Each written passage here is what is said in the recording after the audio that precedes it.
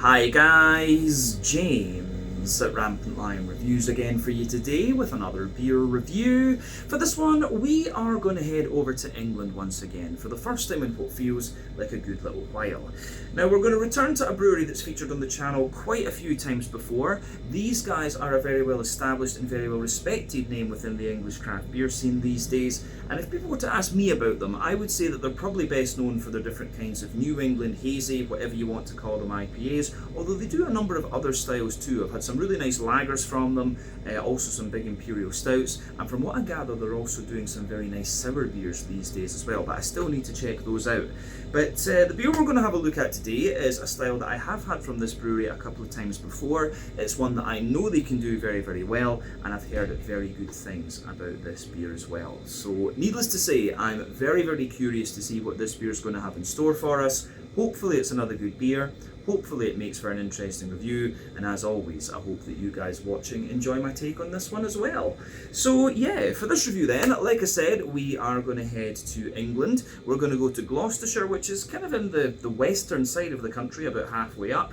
And to be specific, we're going to go to a little town called Cheltenham, and that means that we're going to have a look at another beer from the wonderful Deya Brewing Company. So this particular beer is called Hokum Imperial.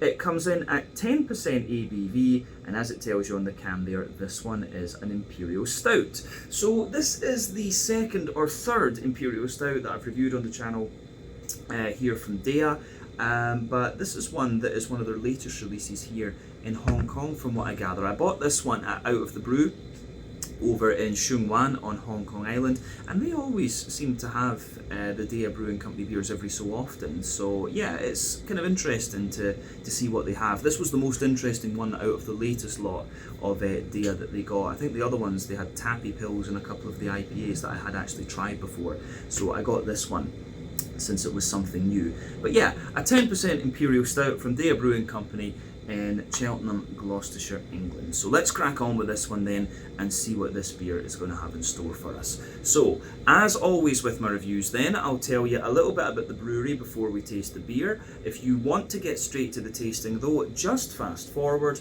All the usual links can be found in the video description below. That's the brewery website, the link to my other reviews that I've done from Deya Brewing Company before, and we will no doubt add more to that list at some point in the near future. But there's all the usual social media down there. If you want to see more reviews, do please consider subscribing to the channel. The support that you give is massively appreciated, and remember, you can go into the channel homepage and search for beer using the geography tagging system. So just go in there, use the little search bar, put in your hometown, state, county, province, whatever you like.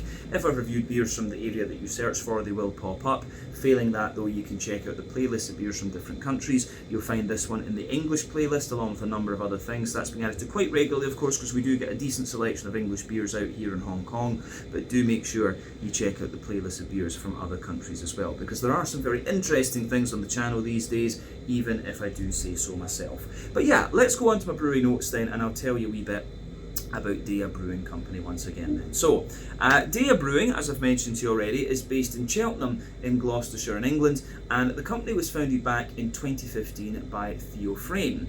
So he was introduced to craft beer by his dad, who brought some beers back from the US, and having used this as a platform to explore other beers, and especially local ones too, he decided that he wanted to brew for himself, and he got some experience at Threepston's Brewery before enrolling at Heriot Watt Brewing Programme, Heriot Watt University, I should say, on their brewing and distilling programme in Edinburgh.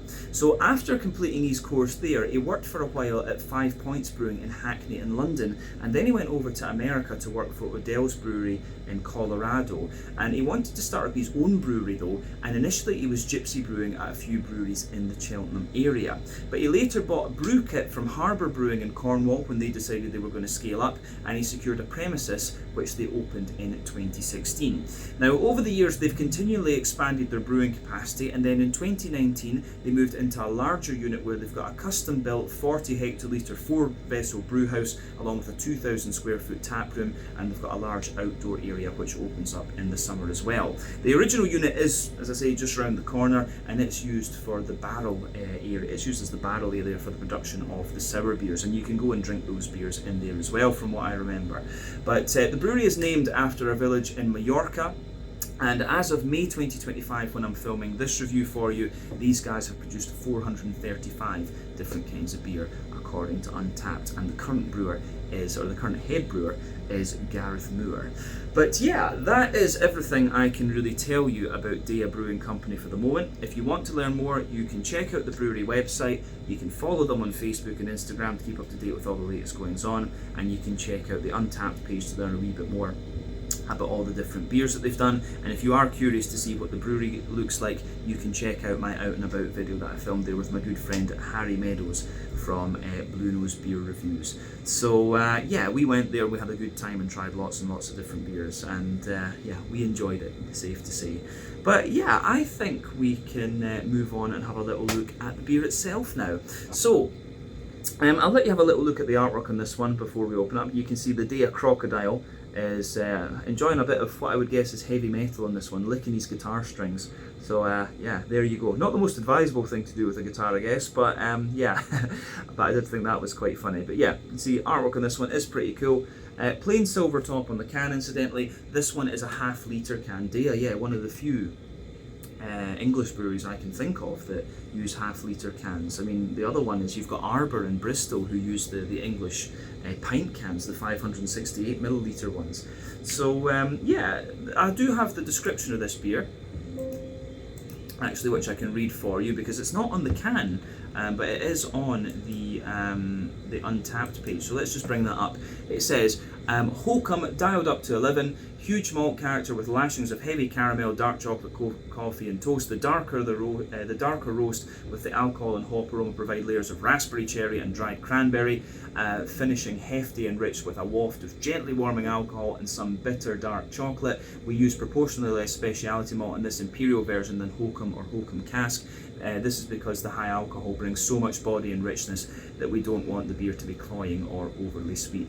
But we co-pitched some highly alcohol tolerant yeast to ferment this beer to give our house yeast a helping hand and reach that heady 10%. So yeah, interesting. But yeah, there are a few different versions of Hokum here. They were talking about the regular Hokum and Hokum cask.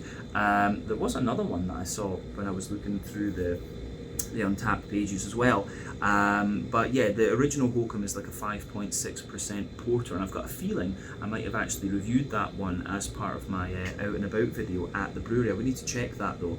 But yeah, let's get this guy out into the glass then and see what it's all about. Imperial strength Hokum, nom nom nom. I would agree with that. But yeah, let's get this guy out and see what we have here. The Hokum Imperial, 10% Imperial Stout from the wonderful Deya Brewing Company in Cheltenham, Gloucestershire, England. So yeah, let's see what we have here. That looks good, I have to say. I think that's enough for the moment to have a little look at. Yeah, turn that screen off, that's annoying me. But yeah, you can see this one, yeah, the head's going to disappear very quickly. I'll just have a wee look at that for yourself. You can see that when we poured the beer, it came out with about a quarter to a 1/3 finger of dark tan head there. That's faded away to be pretty much nothing, which you'd kind of expect at this level of ABV. It's only if the stout has a good little bit of wheat in it that it'll retain its head for a wee while. But that, yeah, the head is pretty much non-existent. You can just see that little foamy ring around the edge of the glass there, but I would describe it as being a kind of medium tan sort of colour. I think that is definitely fair to say. You can see the odd bubble breaking the surface of the beer, so yeah, not too much in the way of carbonation with this one, but a lovely dark ebony rosewood colour coming out of this, and it's got a little bit of that sort of Coca-Cola coloured edge, which is very, very nice. So yeah, it looks nice. So remember, the colour of your beer depends on a few different things. One, the type of malts that you use. This goes a long way to determining your EBC rating. Two, length of your wort boil is going to play a role, because the longer you boil the wort, the more the sugars caramelise and thus you get a darker coloured beer. But any barrel aging that you do or adjuncts you put into the beer will affect the colour as well. But when it comes to black beers like porters and stouts and stuff like that, it's very, very difficult to influence the colour of these ones. I've only ever seen it done once with beets from Puaste, over in Estonia. They did it, and I was quite surprised.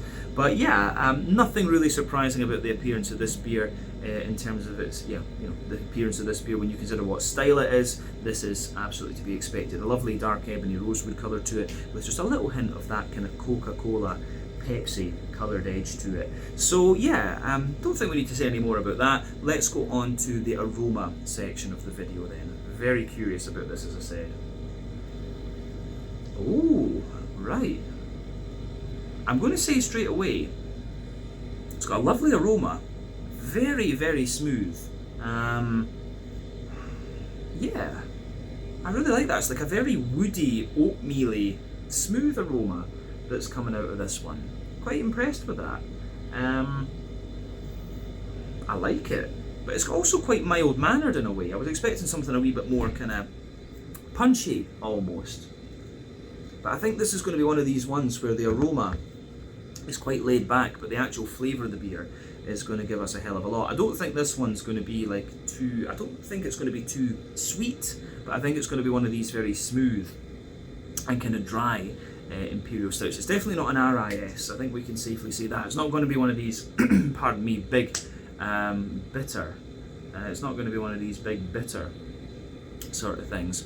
So yeah, I like that. I like the aroma of this one, I will say that straight away. One thing to remember with Imperial Stouts is that there's a couple of ways you can play with this style. You can do like a double mash, which is going to give you a big, thick, sticky mouthfeel. You can do a longer wort boil, which is going to give you really complex, kind of dry, brown, sugary sort of notes. You can put adjuncts in, of course, as well, or you can barrel age them. And barrel aging is usually, you sacrifice a little bit of the mouthfeel to get all these infused flavours. I think this one is a bit more of a, can we call it an au naturel Imperial Stout. So that's quite interesting. So let's go through the aroma then. Now that we've talked about the technicalities of what you can do with this style, we can go through and have a little look at the aroma of the beer.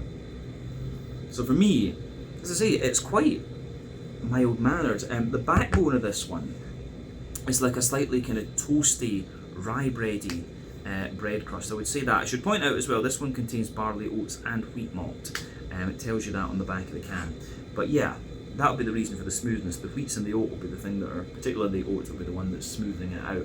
But yeah, the backbone of the beer, you've got like a toasty rye bready bread crust in there, which is nice. So yeah, toasty rye bready bread crust, a little bit of woodiness to it, of course, some rye bready character in there, some wholemeal brown bready notes, and yeah, toasty rye bready bread crust, a little bit of woodiness, rye bready bread crust, wholemeal brown bread in there as well. There's a few kind of nutty elements to it as well, like a kind of, I don't know, I want to say walnut for some reason. But almonds I think are a little bit sweet in that. Yeah, walnuts or almonds, something like that. So yeah, bread crust, rye bread, wholemeal brown bread, some nutty characters within that. And then yeah, on top of that, you start to get the kind of brown sugary notes and the, yeah, you start to get the brown sugary notes and the chocolate coming out of the beer. So yeah, the chocolate side of things with this one, it's the chocolatey side of this beer is quite nice. It's quite how do you say? It's quite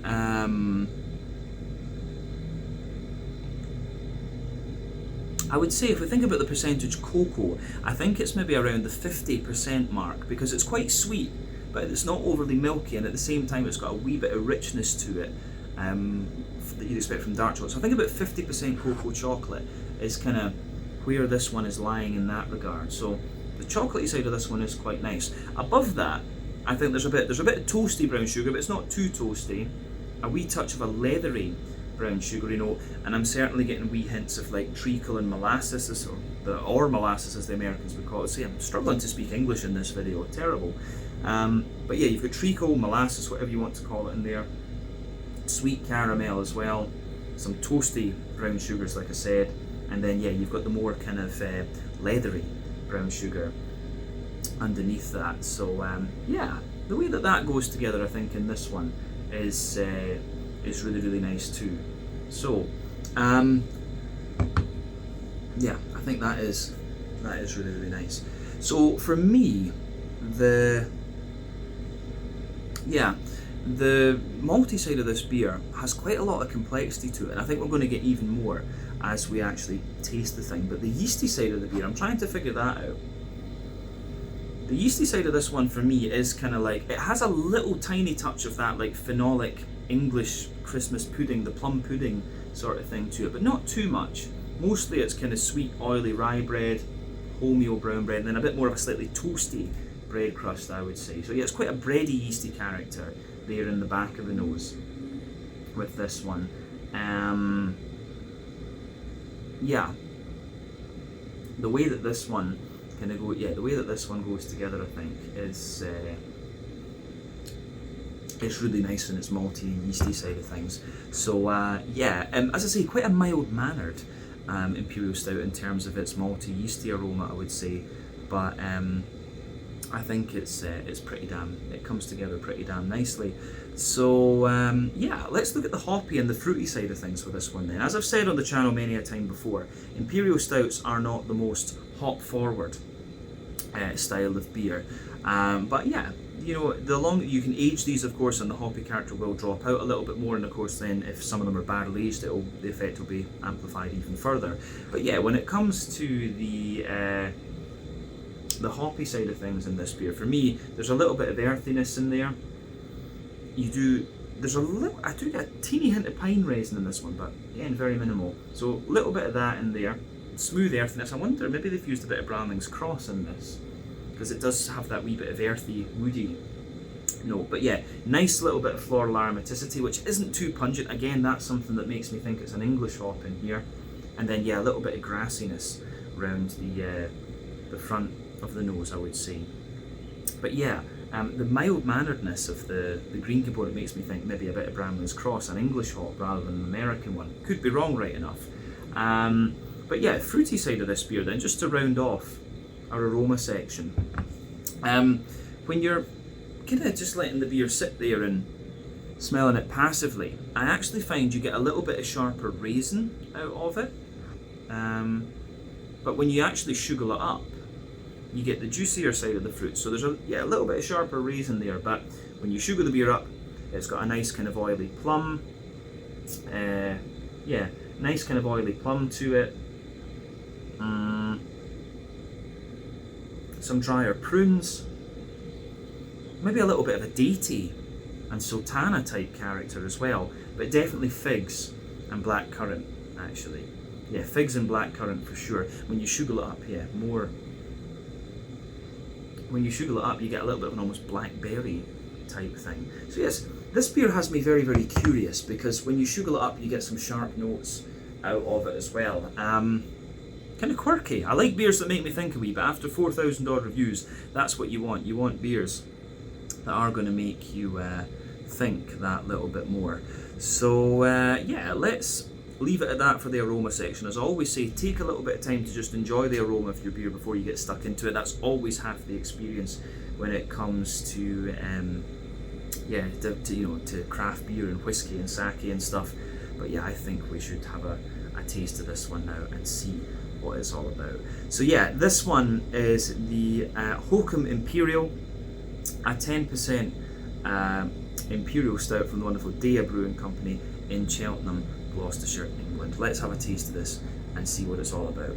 Slàinte, skål, cheers.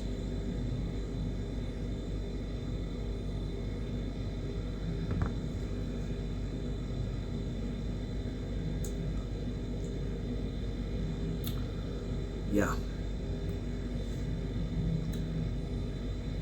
I'm going to say straight away, that is very, very nice.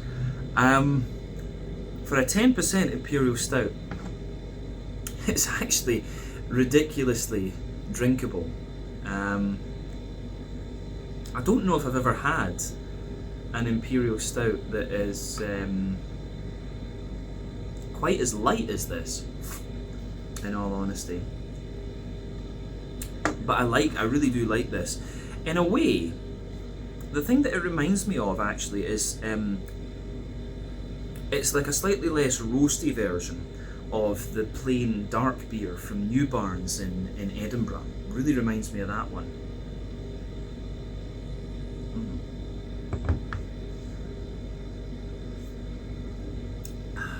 Yeah, it really does remind me of that actually. So yeah, it's one of these beers. It's very smooth in the beginning, and it just shows you like it just gives you a really nice kind of like gradual roasty character into the aftertaste, and I really do quite like that about it. Yeah, the last Imperial Stout we had from Deya was a lot more like punchy and things, but this one is just a little bit more subtle. So, and generally I've been reviewing, I built up quite the stockpile of Imperial Stouts, and I've been working my way through these over the last few weeks. This one's a nice change of pace because it's not like a big RIS or an overly sweet pastry stout or anything. This one kind of finds a nice middle ground. So give this one a go and just see what you think. If again, if I'm not mistaken, the Hokum Porter, I'm pretty sure I tried that in the Out and About video I did, and I enjoyed that. This beer, it really does drink like an Imperial Porter, you know, so just because of how light it is. So yeah, it's kind of interesting that they've decided to call it a stout instead of an Imperial Porter, because it really does feel like a porter rather than anything else. But anyway, let's focus on the flavour. We can sit and debate styles and stuff all day, but the question should always be, is it a good beer? Answer is yes for this case. Let's just break it down and describe the flavour a little bit more.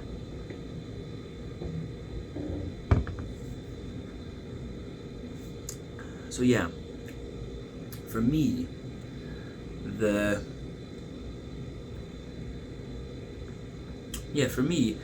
backbone of this beer, this one actually is quite similar to what I was describing in the aroma. The backbone of the beer, you've got this nice little bit of like toasty, rye bready bread crust in there. As you move further forward from that, there's a little bit of woody character. You've got some Jacob's cream cracker in there as well. Yeah, you've got the rye bready bread crust, a little bit of wood, the Jacob's cream cracker, and then on top of that, you get this really like oatmeal bready kind of character sitting there. Yeah, this beer, I'm pretty sure this has got a big oatmeal sort of backbone to it. So it's like this kind of like squidgy, almost porridgey, brown bready sort of thing, which I do quite like. I'm trying to figure out, I think maybe above the cracker, maybe there's a layer of like a slightly drier rye bread, but then yeah, you've got this big, wet, sort of squidgy, wholemeal, oatmeal mix of bready character going on. And yeah, I do really enjoy that. I always enjoyed an oatmeal stout. It's quite a popular style among the traditional breweries in Scotland, in fact. So yeah, that I do really quite like. So above that kind of oatmeal brown bready sort of layer, you've got a little bit of you've got a little bit of a kind of Jacob's cream crackery note. Again, there's a few layers of crackers in this beer, but then yeah, you get the chocolate coming out of this one. The one thing I will say that's a bit different from the aroma is the chocolate's a little bit drier, and it does have a wee bit more darkness to it in a sense.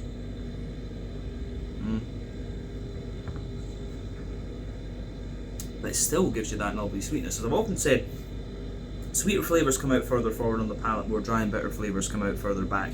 So the chocolatey layer above the oatmeal brown bread, like further back on that middle third of your palate, you're getting maybe a kind of 60-ish% cocoa chocolate, and it's kind of dry like cocoa nibs.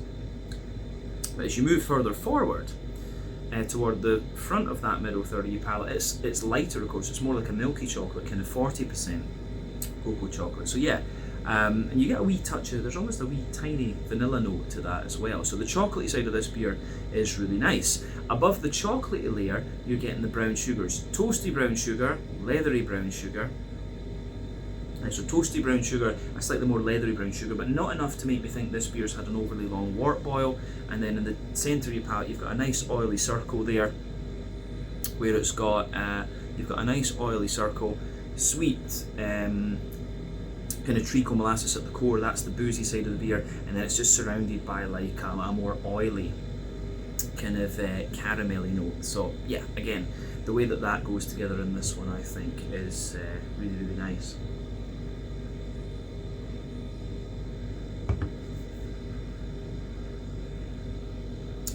Yeah, I do like that. The malty side of this beer is really very nice. It's, as I say, it drinks like an imperial porter, but it reminds me of some of the oatmeal stouts that I had from the more traditional side of the Scottish craft beer breweries on the other side. So, thumbs up from me. That's the middle third of your palate then. Let's go to the back third of your palate then. As I've often said, the back third of your palate and the middle third of your palate will have quite similar flavour profiles, but just at different intensities, if you like. So yeah, the border region between middle and back third of your palate, then you get that little bit of bready build up in there, the kind of rye bread in the base, the sort of oatmeal bread on top, and then yeah, a wee bit more of a toasty bread crusty kind of thing at the top there. But yeah, the base of the back third of your palate, the bread crust is just that little bit more toasty and dry, the cracker sits above it, you've got the rye bready layer, which again feels a little bit kind of, yeah, that definitely feels a little bit lighter and more sort of airy and things. Then above that you've got the oatmeal bready layer, which still has that kind of squidgy wetness to it, if you like, but it does feel that little touch drier, and then you can feel some of the toasty chocolatey layers creeping over the top there as well. And then above everything else you have the yeasty character from the beer. So let's have a wee look at that.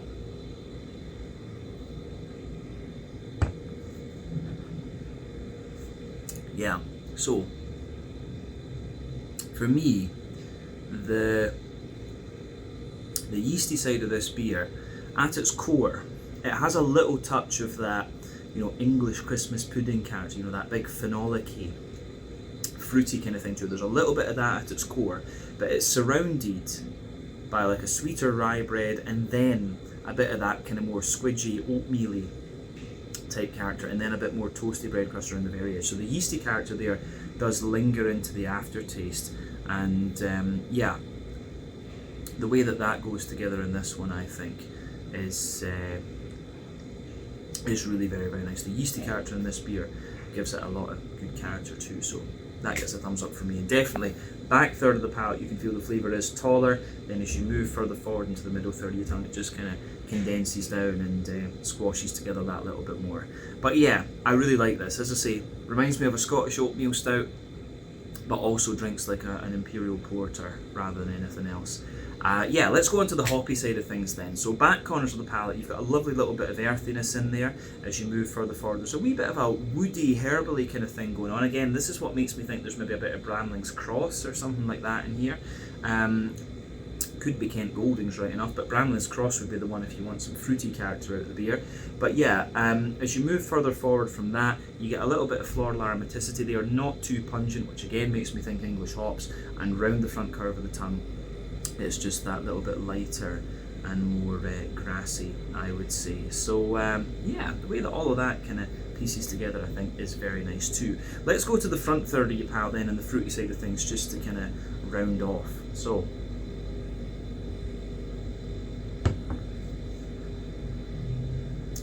yeah, so for me, the front third of your palate then, the border region between middle and the border region between middle and front third of your palate, and you get that little bit of bready build up once again, the rye bread in the base, the more wholemealy brown bread in the middle, and a wee bit of the toasty character on top, or maybe more like a toasty cracker. But yeah, the base of the front third of your palate, toasty bread crust once again, cracker, the rye bread, the oatmeal, and yeah, the oatmeal and wholemeal brown bready sort of note in there. Then on top of that, there's a little bit of the kind of drier chocolate coming forward, but still quite sweet. And then yeah, some of the more toasty and leathery brown sugars creep forward. And above that, you get that nice oily bubble where the juicy fruity esters just roll their way out of the beer. So let's have a wee look at that side of things.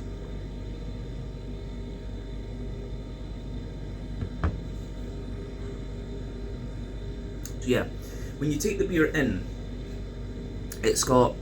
you do get a little bit of sharpness out of it. I hesitate to say raisins, to be honest with you. It just doesn't seem sharp enough for that, but it's not that far away. So yeah, lovely little bit of there's a lovely little bit of raisiny sharpness in there in the beginning, but yeah, more like on the back half of that front 30 palate, you've got more of a kind of big, oily, juicy sort of plum. Underneath that, maybe a bit of drier prune and a little touch of date. As you move further forward to the middle of that oily bubble, it's a little bit more kind of figgy, if you like, and then into the front half. Into the front half of it, it's a little bit more. Yeah, it's a little bit more of a kind of black, more black curranty, I would say, and then you've got a little bit of sharper blackberry just kind of almost on the front tip of your tongue. So the way that all of that pieces together in this one is really, really nice.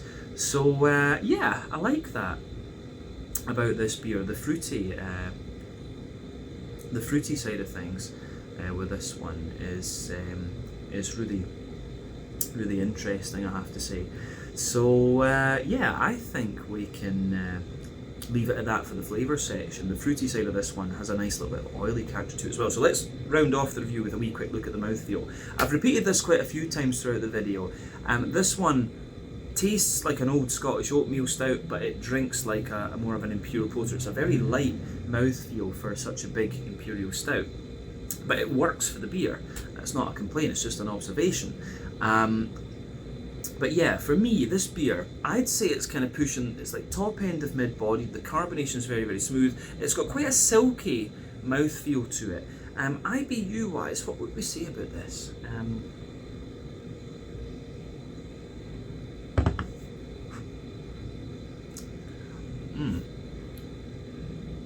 I really don't find this beer all that bitter at all. It's quite, I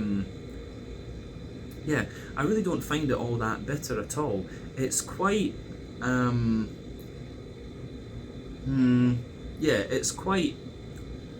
it's got a good bit of dryness to it. Maybe it's about 30 or 40 IBUs, but the dryness makes it feel, it's quite a smooth dryness. So maybe that could give it the impression of like 50 or 60 IBUs. So just keep that in mind. But the malt base, underneath it's a little bit more roasty and toasty, and the beer does get a little bit more roasty and toasty into the aftertaste.